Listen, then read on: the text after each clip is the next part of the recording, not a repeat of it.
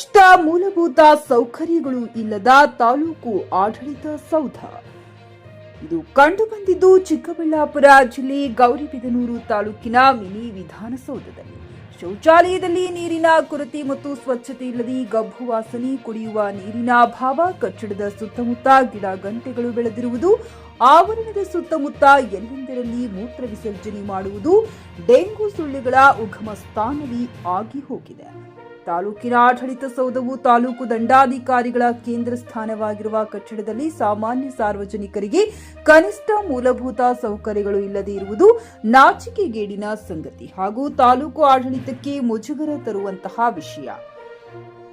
ಇದೇ ಕಟ್ಟಡದಲ್ಲಿ ಶಾಸಕರ ಕೊಠಡಿ ಹಾಗೂ ಡಾಕ್ಟರ್ ಎಚ್ಎನ್ ಪ್ರಾಧಿಕಾರದ ಅಧ್ಯಕ್ಷರ ಕೊಠಡಿ ಇದ್ದು, ಇನ್ನು ಹಲವಾರು ತಾಲೂಕು ಮಟ್ಟದ ಸರ್ಕಾರಿ ಕಚೇರಿಗಳ ಕೇಂದ್ರ ಸ್ಥಾನವಾಗಿದೆ.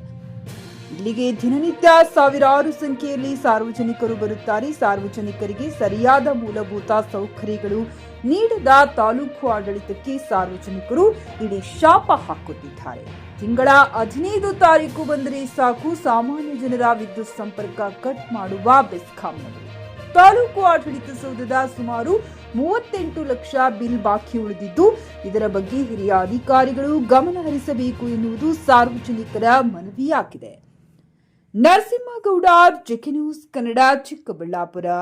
ಪಿಯುಸಿ ಮುಗಿಸಿ ನರ್ಸಿಂಗ್ ಮಾಡಲು ಹಾಗೂ ಫಿಸಿಯೋಥೆರಪಿ ಮಾಡಲು ಇಚ್ಛಿಸುವವರಿಗೆ ಉತ್ತಮ ಅವಕಾಶ. ಹುಮ್ನಾಬಾದ್ನ ಎಚ್ಕೆಡಿಇಟಿಯ Umadevi Patil college of nursing ನಲ್ಲಿ ಬಿಎಸ್ಸಿ ನರ್ಸಿಂಗ್ ಹಾಗೂ ಡಿಪ್ಲೊಮಾ ನರ್ಸಿಂಗ್ ಕೋರ್ಸ್ ಲಭ್ಯ ಹಾಗೂ ಭೀಮರಾವ್ ಪಾಟೀಲ್ ಕಾಲೇಜ್ ಆಫ್ ಫಿಸಿಯೋಥೆರಪಿನಲ್ಲಿ ಬಿಬಿಟಿ ಮತ್ತು ಎಂಪಿಟಿ ಸ್ನಾತಕೋತ್ತರ ಪದವಿ ಲಭ್ಯವಿದೆ. ಇಲ್ಲಿ ಪ್ರವೇಶ ಪ್ರಾರಂಭವಾಗಿದ್ದು, ಉತ್ತಮವಾದ ಕ್ಲಾಸ್ ರೂಮ್, ಅನುಭವವುಳ್ಳ ಅಧ್ಯಾಪಕರಿಂದ ಬೋಧನೆ, ಪ್ರತ್ಯೇಕ ಲ್ಯಾಬ್ಗಳ ವ್ಯವಸ್ಥೆ, ಹೈಟೆಕ್ ಆಸ್ಪತ್ರೆಯೂ ಲಭ್ಯವಿದೆ ಹಾಗೂ ವಿದ್ಯಾರ್ಥಿಗಳಿಗೆ ಪ್ರತ್ಯೇಕ ಹಾಸ್ಟೆಲ್ ವ್ಯವಸ್ಥೆಯೂ ಲಭ್ಯವಿದೆ.